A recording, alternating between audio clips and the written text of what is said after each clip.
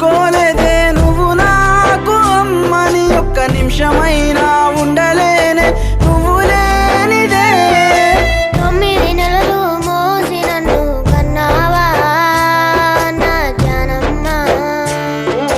చచ్చే వరకు నీ తోడు ఉంటానే జానమ్మ నన్ను కన్నమ్మ జానమ్మ నన్ను గన్నమ్మ